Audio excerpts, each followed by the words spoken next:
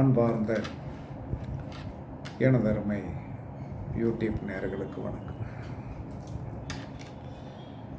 மனித வாழ்க்கையில் மன அமைதி இல்லை. மனித வாழ்க்கையில் மனிதனுக்கு மன அமைதி இல்லை. குடும்பத்தில் சந்தோஷம் இல்லை. போராட்டம், ஏதாவது ஒரு அடுத்தடுத்து பிரச்சனை அப்படின்னு சொல்லக்கூடிய ஒரு சூழ்நிலை அவர்களுடைய பிறப்பின் அடிப்படையில் இன்றும் இருக்கத்தான் செய்கிறது. இதற்கெல்லாம் என்ன சொல்கிறாங்கன்னா, இந்த மன அமைதி இல்லாததற்கு காரணம் என்ன? மனம் என்பது 5ஆம் இடம். மனம் என்பது 5ஆம் இடம். அந்த 5ஆம் இடம் என்று சொல்லக்கூடியது அமைதி இல்லாமல் போயிடுச்சுன்னா அப்போ பூர்வ புண்ணியம் சரியில்லைன்னு அர்த்தம். பூர்வ புண்ணியத்திற்குண்டான கிரகம் சரியாக இருந்தால் ஸ்டெடியாக நிற்பான். 5 குடையவன் தான் பூர்வ புண்ணிய ஸ்தானாதிபதி. இந்த பூர்வ புண்ணிய ஸ்தானாதிபதி என்ன ஆதிபத்தியத்தில் இருந்தாலும் சரி தான், அது ஏதாவது ஒரு கட்டம். ஒருத்தருக்கு என்ன சொன்னான்னா நெருப்பாக வரலாம் 5 குடையவன், ஒருத்தருக்கு மண்ணாக வரலாம், ஒருத்தருக்கு காற்றாக வரலாம், ஒருத்தருக்கு என்ன சொன்னாலும் ஜலமாக வரலாம். இந்த 4க்குள்ளே தான் வரும். அது அவன் வேண்டிய பிறப்புடைய அமைப்பு. அப்போ அந்த பிறப்புடைய அமைப்பின் படி இருக்கும். ஆனால் இந்த குலதெய்வ ஸ்தானாதிபதி என்று சொல்லக்கூடிய கிரகம் தான் இந்த நிம்மதியை கொடுக்கக்கூடிய. என்ன பிரச்சனை இருந்தாலும் ஒருத்தன் நிம்மதியாக தூங்குறான். ஒன்றும் பிரச்சனை காலையில் எந்திரிக்க வேலையை பார்க்கான், சரி சாயந்தரத்துக்குள்ளே பிரச்சனையை சால்வ் பண்ணிட்டு வந்துடுறான் அப்படின்னா அவனுக்கு 5ஆம் இடம் நல்லாயிருக்கும். 5ஆம் இடம் நல்லாயிருக்கும்.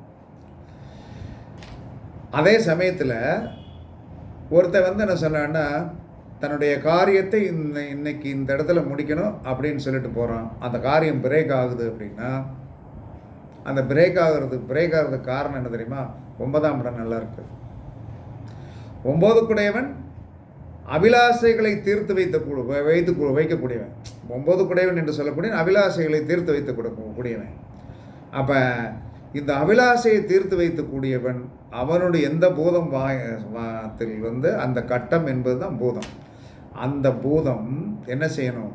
கண்டிப்பாக ஒரு லெவலில் கரெக்டாக இருக்கணும். அந்த கரெக்டாக இல்லை என்று சொன்னால், அந்த கரெக்டாக இல்லை அப்படின்னா என்ன நடக்கும்? இவனுடைய அபிலாசைகள் தீராது. இன்னைக்கு முடிக்கணும்னு நினைப்பான், அன்னைக்கு பார்த்து என்ன சொல்கிறான்னா அங்கே ஆள் வராது. இதெல்லாம் நீங்கள் பரீட்சித்து பார்க்கணும். எப்பயுமே பேசிக் என்பது லக்கணம் 5 குடையவன் 9 குடையவன் தான். இவர்கள் சரியாக இருந்து விட்டால் மற்ற எல்லா பூதத்தையும் உங்களால் வசப்படுத்த முடியும், கொண்டு வந்துடுவீங்க. அவன் என்ன சொல்கிறான்னா, நான் நல்லா இருக்கணும், எங்கள் பூர்வ புண்ணியம் என்று சொல்லக்கூடிய தாத்தா வலிமையாக இருக்கணும், எங்கள் ஐயா நல்லா இருக்கணும், இவ்வளோ தான் முடிஞ்சு வச்சு. இவங்க நல்லா இருந்துட்டா விழுந்து கிடந்தவன் கூட கோபுரத்திற்கு வருவான். அப்போ இதை சரி பண்ணுறதற்கு ஏதாவது ஒரு பிரபஞ்ச சக்தி நமக்கு வரணும்ல. அப்போ அந்த பிரபஞ்ச சக்தி நம்ம மன அமைதி நமக்கு வேணும். அந்த மன அமைதி நமக்கு வேண்டும் என்று நினைக்கிறவங்க பழனி தண்டாயுதபாணியை போய் வழிபாடு பண்ணும். மன அமைதி, மன நிம்மதி, குடும்பத்தில் பிரச்சனையிலிருந்து நம்மளால் விடுபட முடியல, எப்போ பார்த்தாலும் போராட்டம், சிந்தனை, கஷ்டம் அனைத்தும் இருப்பவர்கள் பழனிக்கு 3 மாதத்துக்கு ஒருக்க போகும். உங்கள் குடும்பத்தில் இருக்கின்ற என்ன காரணம்னா, ஒரு படி ஏறி கும்பிடுவது என்பது ஒரு சாதாரணமான விஷயங்கள் கிடையாது. இப்போ நம்ம பிளைனாக இருக்கிற இடத்துல போய் கும்பிடுறோம். ஆனால் பழனியில் மலை மேல் ஏரியாக வீஞ்சிலெல்லாம் போகாதீங்க. இந்த வீஞ்சிலெல்லாம் போகிறது என்ன சொன்னேன்னா, அதுக்கு எவ்வளவோ நேரம் காற்று கடந்து மேலே போகிறதுக்கு. நீங்கள் படி ஏற ஆரம்பித்து விட்டீர்கள் என்று சொன்னால் டயர்ட்னஸ் உங்களுக்கு இருக்காது, நல்லா போகலாம். அப்போ அந்த பழனி தண்டாயுதபாணியோடைய இடத்துக்கு போங்க. என்னைக்கு போகணும்? உங்களுடைய 5 குடையவன் என்ன கிழமைக்கு உண்டோ, நீங்கள் தண்டாயுதபாணியை வழங்குவதற்கு செவ்வாய்க்கிழமை தான் போகணும் அப்படிங்கிற இதெல்லாம் வச்சுக்கிட்டே விடாது. 5 குடையவன் எந்த இது ஏதாவது ஒரு கிழமை வந்து கண்டிப்பாக வரும்.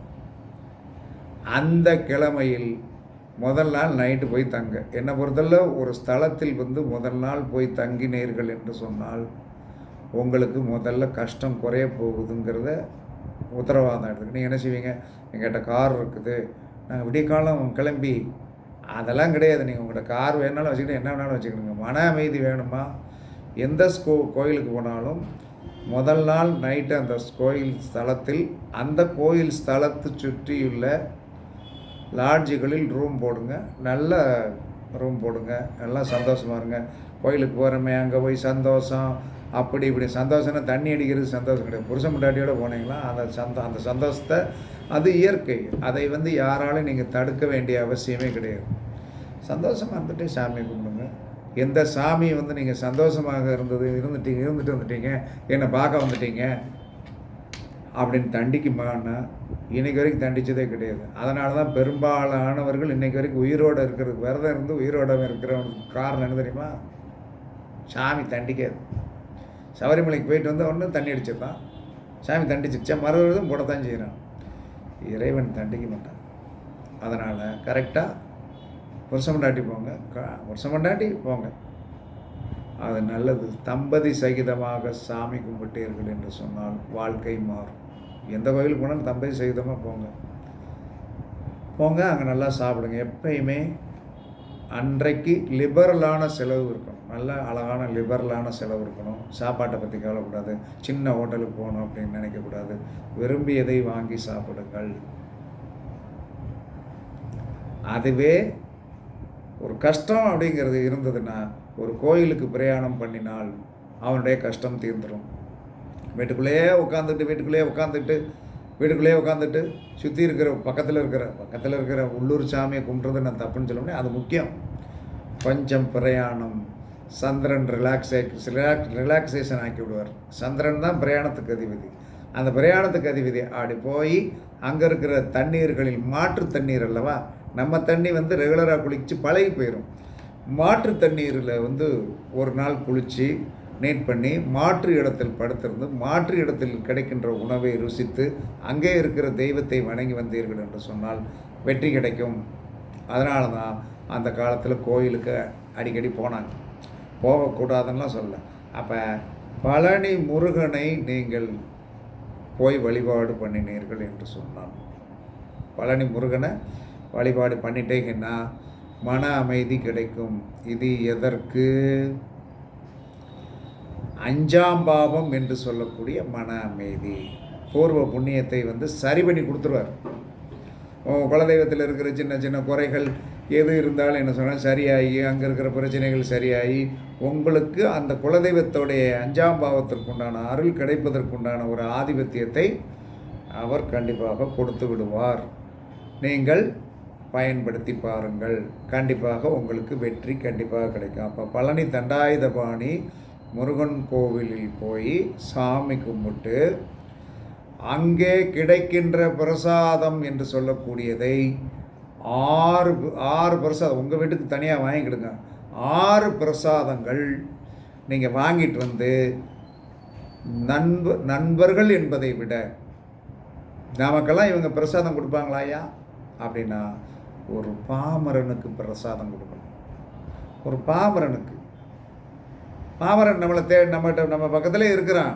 நம்ம வந்து என்ன ஃப்ரெண்டை கொடுப்போம், பக்கத்து வீட்டுக்காரனுக்கு கொடுக்க, அடுத்தவருக்கு கூட நான் கோயிலுக்கு போயிட்டு வந்தேன் பெருமையாக அப்படின்னு அவர்களுக்கு கொடுப்பது அது உங்களுடைய தனிப்பட்ட 6 பிரசாதங்கள் கண்டிப்பாக பழனி தண்டாயுதபாணி கோவிலில் கிடைக்கின்ற அந்த பஞ்சாமிர்தம்னு நினைக்கிறேன்.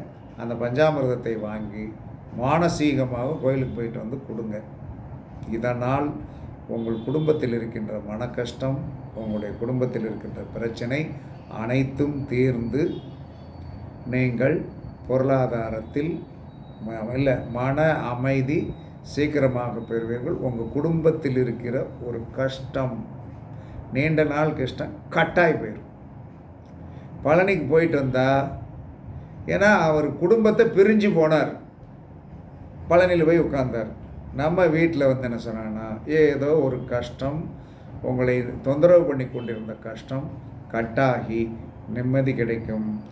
மன நிம்மதி இல்லாதவர்கள், மன கஷ்டத்தில் இருக்கின்றவர்கள், குழந்தைகளாலோ கணவராலோ ஏதோ ஒரு விதத்தில் நீங்கள் மன அமைதி இல்லாமல் இருந்தால் பழனி தண்டாயுதபாணியை அமைதிக்காக போய் கும்பிட்டுட்டு வாங்க. ஆனால் நடந்து தான் போகணும், வீஞ்சில் போகக்கூடாது.